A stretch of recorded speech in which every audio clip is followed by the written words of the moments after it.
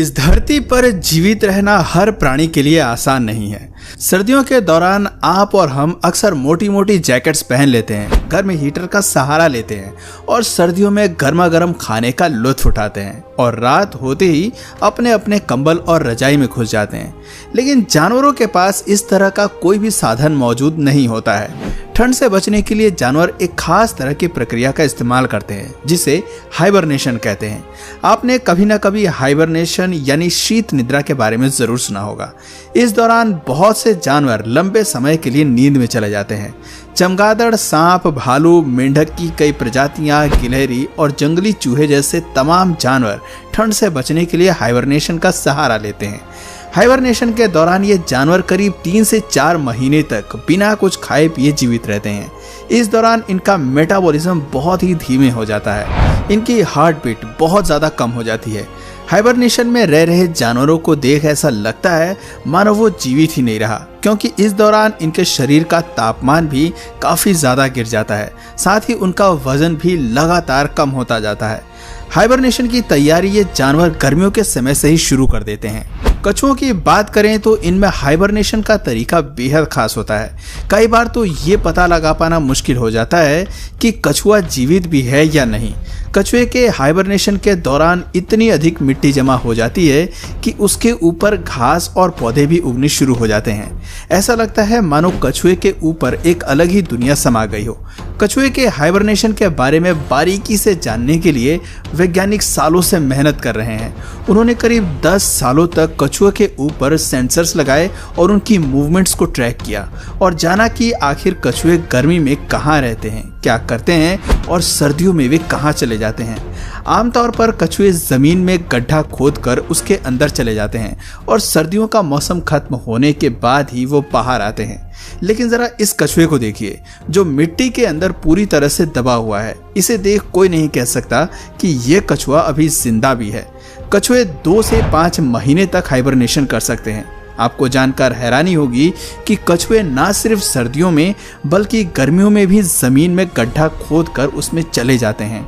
ऐसा इसलिए क्योंकि कछुए को ठंड के साथ साथ बहुत अधिक गर्मी भी बर्दाश्त नहीं होती और ज़्यादा गर्मी पड़ने पर वो मिट्टी की ठंडक से खुद को ठंडा रखते हैं। कई बार हाइबरनेशन में जाना जानवरों के लिए भी जानलेवा हो जाता है। सबसे पहली बात कि इनके पास कोई इस तरह का अलार्म क्लॉक नहीं होता जिससे कि ये नींद से बाहर आ सकें। ये केवल वातावरण को महसूस करके ही ऐसा कर सकते हैं। सर्दियों के दौरान कछुए बहुत ज़्यादा गहराई तक गड्ढा खोद लेते हैं और उसके अंदर चले जाते हैं। कई महीनों तक वो बाहर नहीं आते, जिससे गड्ढा बंद हो जाता है और सतह के ऊपर मिट्टी की मोटी परत जमा हो जाती है। कछुए हाइबरनेशन के दौरान किसी भी प्रकार की मूवमेंट नहीं करते, इस कारण उनके आसपास भी मिट्टी इकट्ठा होने लगती है। लेकिन सर्दियों के बाद जब वो बाहर आने की कोशिश करते हैं तो उनसे ज़्यादा हिला नहीं जाता। एक तो उनके शरीर में एनर्जी कम हो जाती है और दूसरा मिट्टी की परत इतनी मोटी हो चुकी होती है कि उसे हिलाना कछुए के लिए मुश्किल हो जाता है। कछुआ बहुत कोशिश करने के बाद भी बाहर नहीं आ पाता और अंत में हार मान जाता है। लेकिन कुछ कछुए संघर्ष करना पसंद करते हैं और वो पूरी मिट्टी की पहाड़ को ही अपनी पीठ पर लाद कर चलना शुरू कर देते हैं। कछुए की पीठ पर लगी इस मिट्टी का वजन कछुए के कुल वजन से अधिक है, लेकिन कछुए को इससे कोई दिक्कत नहीं होती। एक और सवाल जो वैज्ञानिकों को परेशान करता है वो ये है कि हाइबरनेशन के दौरान कछुए सांस कैसे लेते हैं। भले ही इनका मेटाबॉलिज्म धीमा हो जाता है, लेकिन फिर भी सांस लेने की जरूरत तो कछुए को पड़ेगी ही और मिट्टी के भीतर ऑक्सीजन का लेवल न के बराबर हो जाता है। ऐसे में ये कछुए एक दूसरे प्रकार के मेटाबॉलिज्म को अपनाते हैं। वो खुद को ऑक्सीजन फ्री मोड पर स्विच कर देते हैं। कछुए अपने बॉडी फैट, अपने स्किन और अन्य रसायनों की मदद से एक खास प्रकार का एंजाइम क्रिएट करते हैं जिसकी वजह से उन्हें ऑक्सीजन की जरूरत नहीं पड़ती।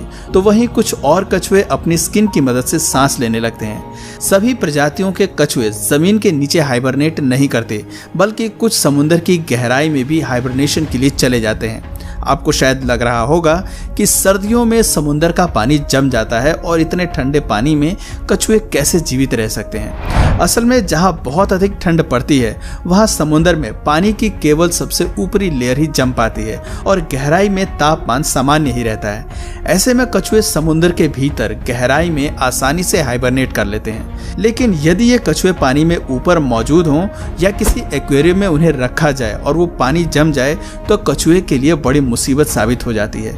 साल 2016 में चीन में अत्यधिक ठंड के कारण कई एक्वेरियम जम गए थे और पानी के साथ साथ कछुआ भी फ्रीज हो गया। बहुत से कछुओं की इसमें मौत हो गई थी, पर कुछ समझदार लोगों ने कछुओं को बचा लिया। जमने के बाद भी कछुए की मौत अचानक नहीं होती। यदि समय रहते उन्हें गर्म कर दिया जाए, हीट दी जाए या गर्म पानी में उन्हें डाल दिया जाए तो कछुए की जान बचाई जा सकती है। चीन से ऐसे कई फुटेज सामने आई थी जिसमें कछुआ पानी के साथ ही जम गया था। दोस्तों, इस तरह की घटना मछलियों के साथ भी कई बार देखी जा चुकी है। कुछ मछलियां पानी की ऊपरी सतह में रहना पसंद करती हैं।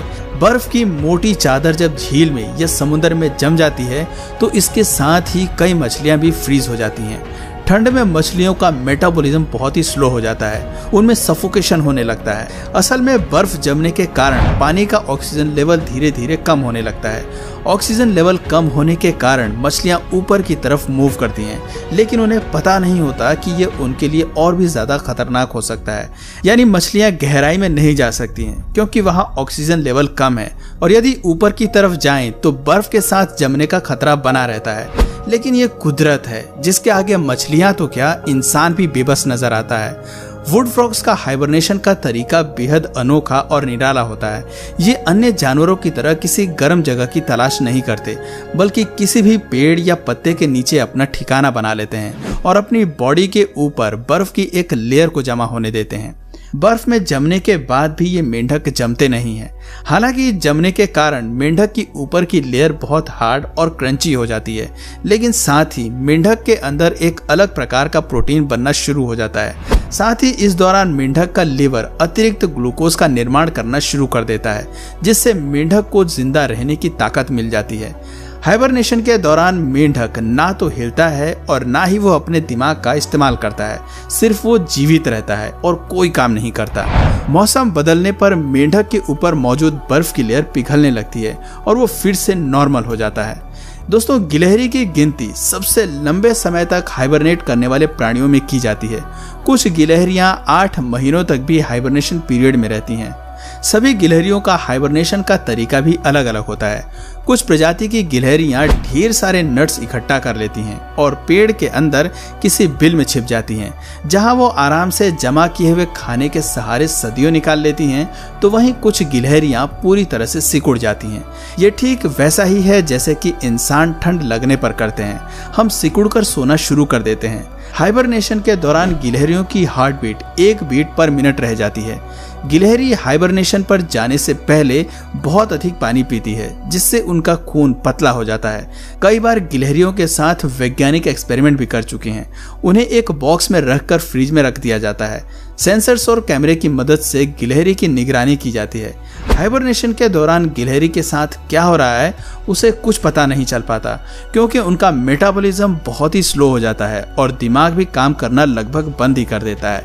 वो बिल्कुल बेजान जीव जैसी नजर आती हैं। हाइबरनेट करने वाले जानवरों को कुदरत ने एक नेचुरल इंटरनल क्लॉक दिया है, जिससे उन्हें पता चल जाता है कि कितने समय तक सोना है। जैसे आप रात को सोते हैं और जब नींद पूरी हो जाती है तो बिना अलार्म क्लॉक के भी उठ जाते हैं, ठीक वैसे ही इन जानवरों में भी देखने को मिलता है।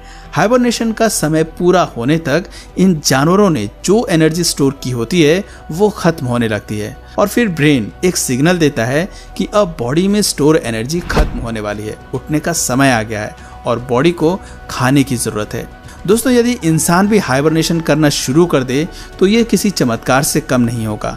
हाइबरनेशन के बाद इंसान 1000 सालों तक जीवित रह सकते हैं।